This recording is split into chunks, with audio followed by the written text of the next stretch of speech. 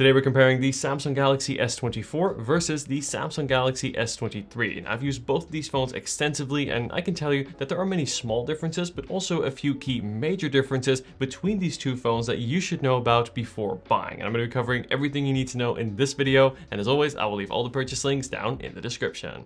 One of the areas where these two phones are quite different is in the look and in the feel. So the S24 has a flat frame with slightly rounded corners compared to the S23's rounded frame with more sharper corners. And this results in the S24 feeling just a bit more comfortable to use in the hand, and the matte frame on the S24 also does a better job at hiding fingerprints as well as scratches when compared to the glossy frame of the S23. Both use a matte glass back, which looks great and also holds up nicely, and the two phones weigh pretty much the same at 167 grams. I would say both are definitely on the lighter side, making them super comfortable to use with one hand. Both phones are also IP68 water resistant, so you can use them in the rain without worry. Let me know in the comments, which look do you prefer? Do you prefer the more squared off look of the S24 or the more rounded look of the S23? By the way, if you are enjoying this video so far, be sure to leave a like and also subscribe to see more comparison videos like this. Thanks for your support.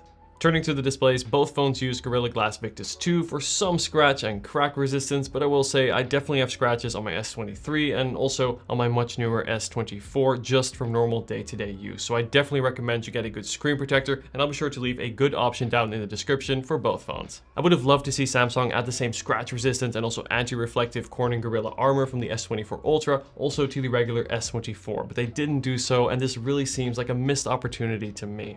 Anyway, looking more closely at the displays of the S24 and S23, the screen on the S24 is actually slightly larger at 6.2 inches versus 6.1 inches on the S23, and also has slightly thinner bezels, and this means that from a physical size perspective, the two phones are very similar, despite the S24 having that slightly larger display. Now, while both displays support up to a 120Hz refresh rate for super smooth motion on screen, the S24's refresh rate is more variable, and it can lower to just 1 Hz compared to the lowest of 48 Hz on the S23. Now, what does this mean? Well, let's say if you're on a static page of text or say an image, the S24 can lower the refresh rate more to preserve more battery life, but we'll talk more about battery in a sec. Another advantage that the S24's display has is brightness. So the S24 has a peak brightness of up to 2600 nits compared to 1750 nits on the S23. And to me, this difference is quite noticeable when I'm out in the sun, where text and images do look more clear and easy to read on the S24. Though to be clear, it's not like you can't see the S23 either. Both are 1080p OLED displays with equally excellent color reproduction as well as contrast and high sharpness, and this means that content on both screens is just going to look fantastic. I would say the S24 as well as the S23 pack amongst the best smartphone displays that you're going to find at this price. Under the displays, each also has the same fast and secure ultrasonic fingerprint reader to quickly unlock your phone, and in testing, I found the speakers on the S24 to be a little bit louder, but on the S23, they have a little bit more depth and bass. Alright, and this brings us to the camera, which you probably know is my favorite part of any comparison, but unfortunately this comparison isn't as exciting because, well, from a hardware perspective, things are quite simple in a sense that they are the same. Both use the identical triple lens camera system, however the S24 does have improved post-image processing, and this does result in some differences when we compare the photos. Let me show you. Starting with the main lens, here we see the difference in the color profile. Photos from the S24 are more natural and have more contrast compared to the more vibrant look of the S23. In this shot, the S24 produces a slightly sharper image, seen here when we zoom into the wooden deck, but the difference is not night and day. The S24 also tends to have slightly more dynamic range. For example, here you can see there's more detail in the dark shadowy parts of the shot. Moving over to the 3x telephoto lenses, these are very similar, just a bit sharper again on the S24. Interestingly, the ultra-wide lens on the S23 actually pulls ahead with a bit more detail compared to that on the S24. The selfie camera on the S24 is definitely better, particularly when it comes to depth. On the S24, the building behind me is slightly out of focus while my face is sharp, where on the S23, the image looks more flat. Video is largely the same on both. We get the same resolutions and frame rates, and the same differences in color and contrast that we saw in photos also carry over to video. But other than that, they are very similar, which is to say amongst the best for the price, but still not up to iPhone level video. So as you can see, the differences in cameras are relatively small, which makes sense since, well, they use the same hardware, but the improved post-image processing on the S24 does give it a slight advantage in terms of color as well as detail, but the differences here are not that big, especially when we account for the much more substantial difference in price. But more on price in a sec. First, let's talk about battery. So the S24 packs a 4000 milliamp hour battery, which is slightly larger than the S23's 3900 milliamp hour battery. And in my experience, I found the S24 to last a little bit longer, where I get around 7 to 8 hours of screen on time, which is around 30 minutes more or so compared to the S23. But interestingly, I did find that the S23 has a better stand-on time, meaning it loses less power when the phone is not in use.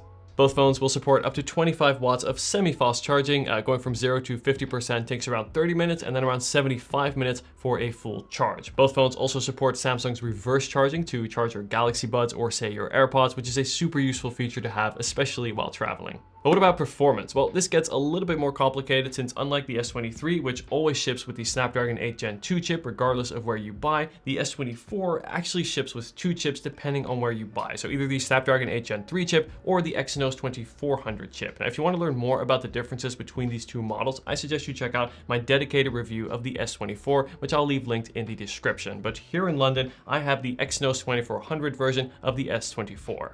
Here in Geekbench 6, we see all 3 chips compared, and clearly the S24 with the Snapdragon 8 Gen 3 chip is the best performer. However, the S24 with the Exynos 2400 chip only just outperforms the S23 with the Snapdragon 8 Gen 2 chip. But what matters most is how these phones compare in the real world. And I've got to say from experience, to me, the difference in performance is barely noticeable. I would say typical day-to-day performance tasks are snappy and smooth on both phones. Apps also stay open for very long in the background, and switching apps is truly seamless. Both phones also run Samsung's latest One UI 6.1 on top of Android 14, and the S24 launched with a bunch of AI features such as circle to search, as well as photo editing, note-taking features, but all these are now also available on the S23 and run just as well. The only time where I could feel a difference in performance is say with large exports in Lightroom, as well as game load times where the S24 can be slightly faster. But still, all in all, both phones perform really well today and feel like flagships. But what about in the future?